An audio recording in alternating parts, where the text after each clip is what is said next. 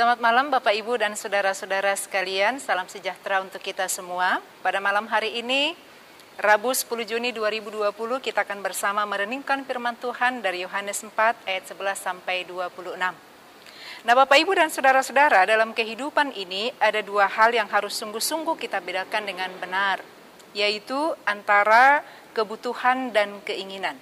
Apa beda dari keduanya? Dalam Kamus Bahasa Indonesia, Kamus Besar Bahasa Indonesia, kebutuhan adalah segala sesuatu yang dibutuhkan manusia untuk bertahan hidup serta untuk memperoleh kesejahteraan dan kenyamanan. Jadi segala sesuatu yang dibutuhkan manusia untuk bertahan hidup, itu kuncinya, yang namanya kebutuhan. Sementara keinginan adalah barang yang diingini. Jadi saudara-saudara, apapun yang kita ingini itu namanya keinginan. Dan kalau kita mau jujur, keinginan kita itu kan gak ada habis-habisnya. Begitu ya Bapak Ibu ya. Nah saudara-saudara, ada hal yang harus kita sungguh sadari tentang keinginan. Bahwa keinginan kita jika tidak terpenuhi, tidak akan mempengaruhi kelangsungan hidup kita. Nah Bapak Ibu dan saudara-saudara, nyatanya ada banyak orang yang tidak bisa membedakan antara kebutuhan dan keinginan. Kadang-kadang manusia terjebak di dalamnya. Bahkan dalam cerita Alkitab pernah dikatakan ada seorang raja yang bernama Raja Ahab yang oleh karena keinginannya tega membunuh seorang pemilik kebun anggur yang bernama Nabot. Coba kita tanya secara jujur, apakah Raja Ahab membutuhkan kebun anggur itu? Nah saudara-saudara, saya pikir enggak. Kenapa? Karena Raja Ahab ini kaya. Dia raja, dia punya banyak tanah, dia punya banyak harta. Untuk apa? Sebidang kebun anggur. Dia nggak butuh itu, tapi dia ingin. Sehingga keinginan yang jahat itu akhirnya mendatangkan hukuman Tuhan. Itu jahatnya keinginan manusia, Bapak Ibu saudara-saudara.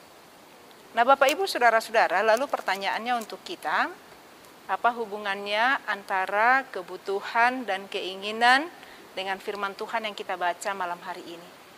Saudara-saudara, perenungan kita ini berangkat dari kisah seorang perempuan Samaria yang bercakap-cakap dengan Yesus. Percakapan yang dilakukan ini bukan percakapan biasa. Nah kenapa?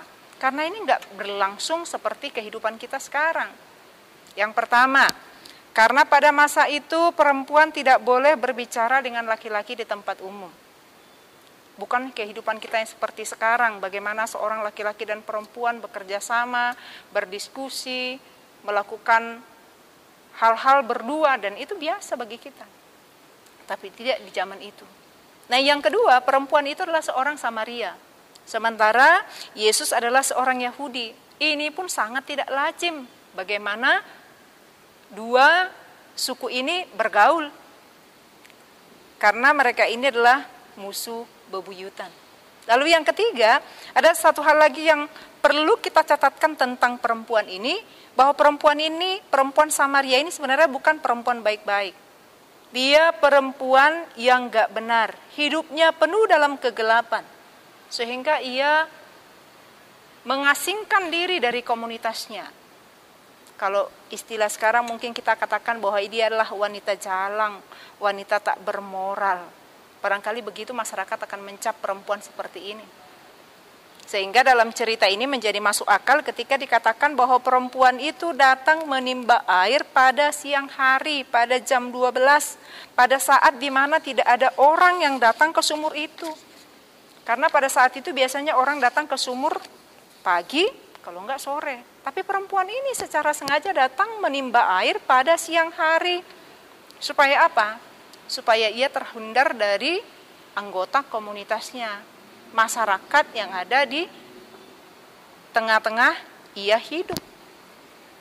Nah Bapak Ibu dan saudara-saudara, kalau kita membaca firman Tuhan ini, maka kita mau diingatkan betapa sebenarnya percakapan ini adalah percakapan yang luar biasa. Bagaimana Yesus mengatur waktu sedemikian rupa supaya bisa bercakap-cakap dengan perempuan itu. Lalu pertanyaannya, untuk apa? Apa tujuan percakapan yang Yesus rencanakan itu?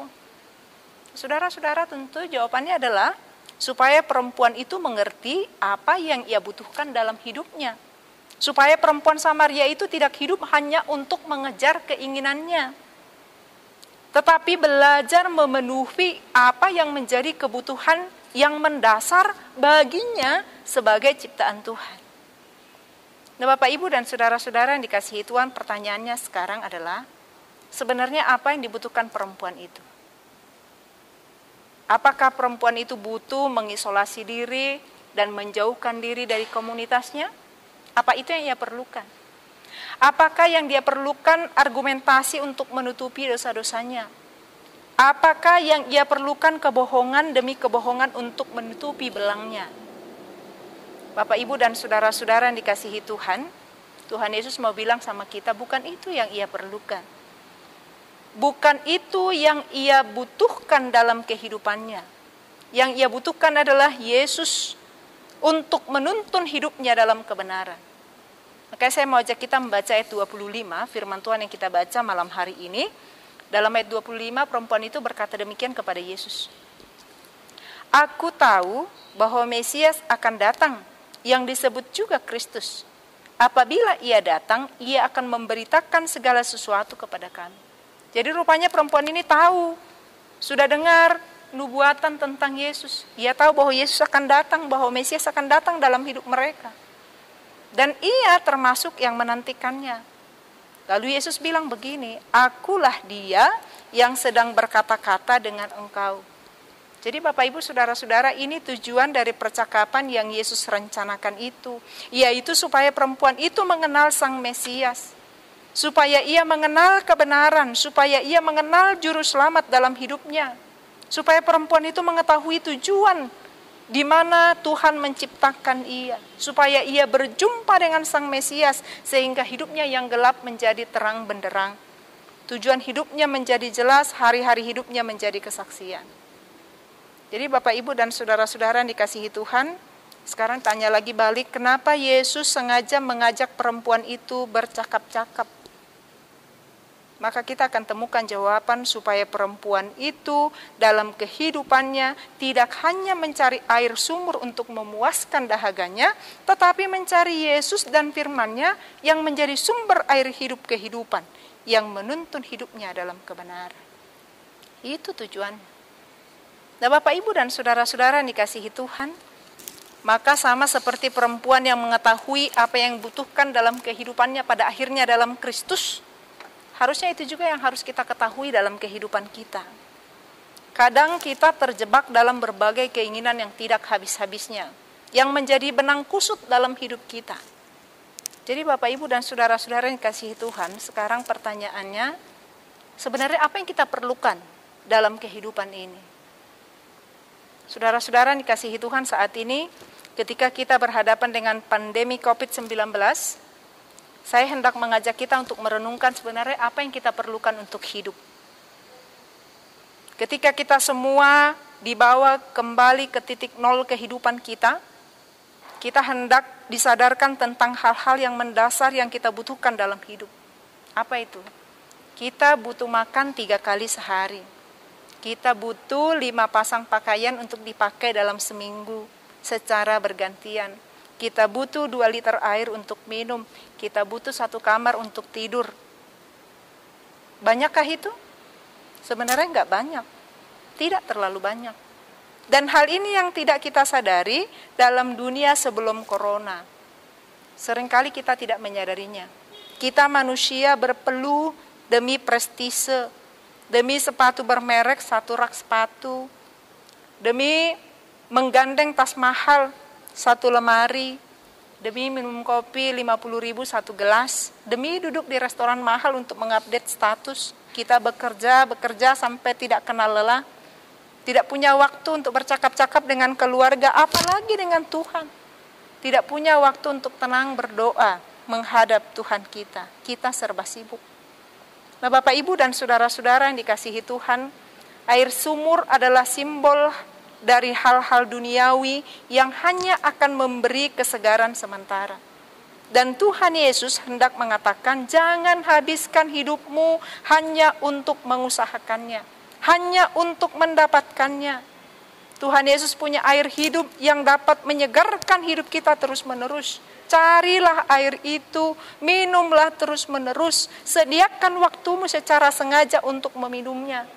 Supaya hidupmu tidak menjadi hampa tanpa tujuan, tapi dipenuhi terang ilahi yang menuntunmu kepada kehidupan yang kekal. Makanya Bapak, Ibu, dan saudara-saudara yang dikasihi Tuhan, Tuhan Yesus ajar kita demikian. Manusia hidup bukan dari roti saja, tetapi dari setiap firman yang keluar dari mulutku. Bapak, Ibu, dan saudara-saudara, mata jasmani kita kadang menyesatkan kita. Kadang-kadang dalam hidup ini, kita seolah-olah merasa yang kita butuhkan adalah roti, dan roti. Padahal lebih daripada itu sesungguhnya yang kita butuhkan adalah firman Tuhan.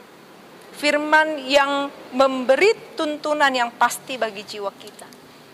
Firman yang memberi kelegaan bagi jiwa kita. Bapak, Ibu, dan saudara-saudara, Tuhan berjanji akan memenuhi segala yang kita perlukan dan kita butuhkan. Bukan apa yang kita inginkan. Jadi yang terakhir sekali lagi, kalau kita bertanya, kenapa kita perlu menyadari apa yang kita butuhkan dalam kehidupan ini? Karena dengan menyadarinya, hidup menjadi sederhana, hidup menjadi tenang, hidup menjadi ringan, sebab yang kita butuhkan tidak banyak. Dengan menyadarinya, maka hidup kita menjadi tenang, pikiran kita menjadi tenang, rasa khawatir tidak membelenggu hidup kita. Sehingga dengan hidup yang seperti itu, kita bisa menggapai Tuhan dalam doa-doa kita yang memeliharakan hidup kita. Ya Bapak, Ibu, dan saudara-saudara, di tengah pandemik ini tentu banyak di antara kita yang bergumul dengan masalah ekonomi. Barangkali ada di antara kita yang telah kehilangan pekerjaan, dan barangkali juga ada yang masih bekerja tetapi penghasilan dipotong sana-sini. Hari ini firman Tuhan mau bilang sama kita supaya kita jangan takut. Kita punya Tuhan, sumber air kehidupan kita. Ia akan memberikan apa yang kita perlu, tapi bukan yang kita inginkan. Hanya dengan satu syarat, kita jadikan Dia Tuhan dalam hidup kita. Amin Bapak Ibu? Amin.